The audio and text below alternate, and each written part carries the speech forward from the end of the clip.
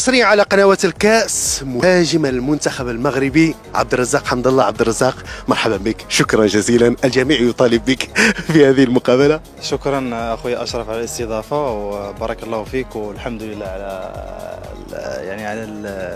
على المطالبه الجماهيريه، والحمد لله انا مرتاح اللهم لك الحمد. عبد الرزاق، هل بدأت تصدق بأنك تعيش أجواء كأس العالم وأنت الذي عشت فترة صعبة؟ سؤال يعني مرة ممتاز. أكيد أنه إلا رجعتي بيا الزمن شوية للوراء ما كنتش كنعتقد أنني غادي نكون مع هذه المجموعة اللي في الحقيقة مجموعة جد جد جد رائعة. لكن الحمد لله هذا عطاء من الله سبحانه وتعالى أولا، وثقة المدرب والطاقم التقني، والحمد لله أنا حاليا معهم، وكنتمنى ان شاء الله انني نقدم الاضافه معاهم ونساعد الزملاء ديالي باش نفرحوا المغاربه ان شاء الله. أرى الصور، أراك مبتسما مركزا، كيف تجري التحضيرات؟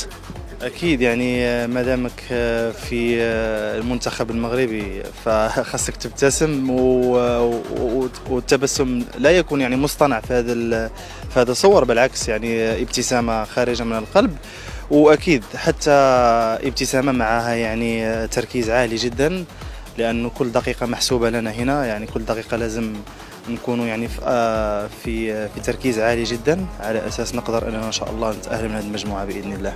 أين سيكون المفتاح في مباراة كرواتيا؟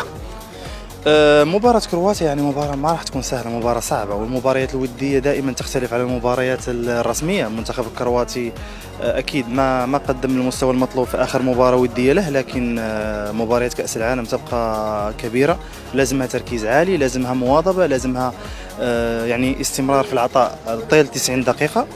وإحنا الحمد لله يعني جميع اللاعبين واعيين بهذه المسائل هذه، وإن شاء الله راه غادي نقدموا أفضل أداء جماعي ممكن يقدمه المنتخب الوطني المغربي، على أساس نفوز بهذه المباراة، لأن راح تكون هي مفتاح التأهل إن شاء الله. رسالتك للجماهير المغربية والعربية التي تحب عبد الرزاق؟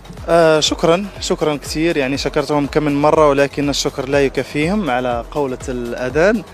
أشكرهم كلهم، جميع الجماهير لا المغربية ولا غير المغربية، على مؤازرتها لعبد الرزاق، وإن شاء الله أتمنى وراجيا من الله سبحانه وتعالى أني أساعد المنتخب وأفرحهم بإذن الله في هذه البطولة إن شاء الله. عبد الرزاق، أنا وأنت أكثر ناس تعرضوا للطقطقة في تويتر.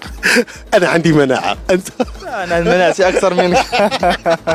شكرا جزيلا. لازم المناعة تكون موجودة ما دام أنت داخل هذا المجال الكروي وكذا، يعني لا الحمد لله يعني ما عليك.